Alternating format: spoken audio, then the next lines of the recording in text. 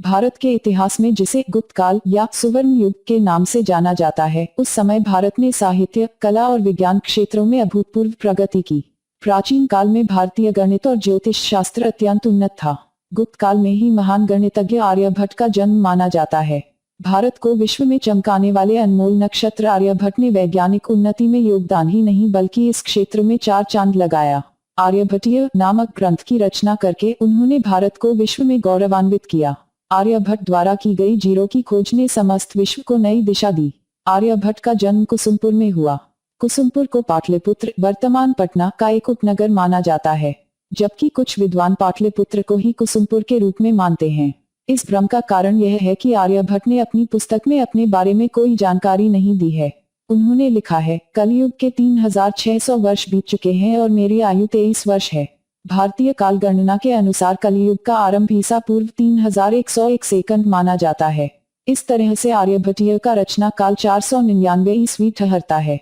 इस प्रकार हमें पता चलता है कि आर्यभट्ट का जन्म 476 में हुआ था। उस समय मगध विश्वविद्यालय विद्या का केंद्र था। यहाँ पर खगोल शास्त्र के अध्ययन के लिए एक अलग विभाग था और बौद्ध धर्म विख्यात था। उस दौरान जैन धर्म भी अपने चरम पर था, लेकिन आर्यभट्ट के श्लोकों से लगता है कि वे इन धर्मों का अनुसरण नहीं करते थे। प्राचीन कृतियों के रचनाकारों की तरह वे अपने श्लोकों के प्रारंभ में इष्ट देव की स्तुति करते और माना जाता है कि ब्रह्मा के वरदान से ही उन्होंने संपूर्ण ज्ञान आदि प्राप्त किया था। हालांकि भारत में खगोल शास्त्र का जन्म आर्यभट्ट से पहले सदियों पूर्व हो चुका था।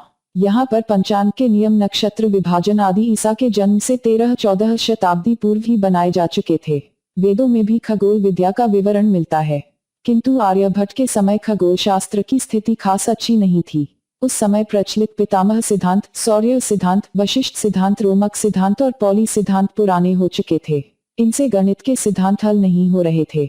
ग्रहण की स्थिति की सही जानकारी नहीं मिल पा रही थी, जिससे लोगों का विश्वास भारतीय ज्योतिष से उठने लगा था।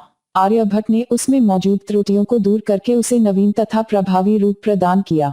गुप्त काल के महान गणितज्ञ और खगोल शास्त्री आर्यभट्ट ने 3 ग्रंथ लिखे थे, दशगीतिका, आर्यभट्टियम तथा तंत्र। आर्यभट्ट का मानना था कि रचना महान होती है, रचनाकार नहीं। अद्भुत प्रतिभा के धनी आर्यभट्ट ने अनेक कठिन प्रश्नों के उत्तर को एक श्लोक में समाहित कर दिया है। गणित के 5 नियम एक ही श्लोक में प्रस्तुत करने वाले आर्यभट्ट ऐसे प्रथम नक्षत्र वैज्ञानिक थे जिन्होंने यह बताया कि पृथ्वी अपनी धुरी पर घूमती हुई सूर्य के चक्कर लगाती है। इन्होंने सूर्य ग्रहण एवं चंद्र ग्रहण होने वास्तविक कारण पर प्रकाश डाला। आर्यभट्ट को यह भी पता था कि चंद्रमा और दूसरे ग्रह स्वयं प्रकाशमान नहीं हैं, बल्कि सूर्य की किरणें उसमें प्रतिबिंबित होती हैं। 23 वर्ष की आयु में आर्यभट्ट ने आर्यभट्टीय ग्रंथ लिखा था, जिससे प्रभावित होकर राजा बुद्धगुप्त ने आर्यभट्ट को नालंदा विश्वविद्यालय का प्रमुख बना दिया। उनके सम्मान में भारत के प्रथम उपग्रह का नाम आर्यभट्ट रखा गया था। 16वीं सदी तक के सभी गुरुकुल में आर्यभट्ट के श्लोक पाए जाते थे।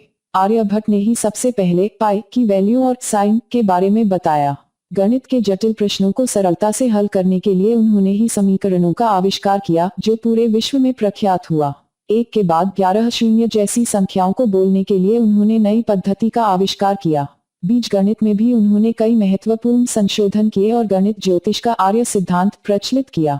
भारत के पहले गणितज्ञ और खगोल शास्त्री आर्यभट्ट को सम्मान देते हुए 2012 को गणित वर्ष मनाया गया था। शिकागो से जारी वैज्ञानिकों की रिपोर्ट में आर्यभट्ट का नाम भी पूरे सम्मान से स्थापित किया गया है। आर्यभट्ट एक महान व्यक्ति थे, जिन्होंने गणित विषय का गहराई से अध्ययन और विश्लेषण किया। दुनिया को महानतम खोज देने वाले भारत के इस महान गणितज्ञ को हम शत-शत नमन करते हैं। आपको ये वीडियो पसंद आया तो लाइक और शेयर जरूर करें। अगर आप हमें कोई सुझाव देना चाहते हैं तो कमेंट बॉक्स में कमेंट करें और हाँ, हमारा चैनल सब्सक्राइब करना न भूलें।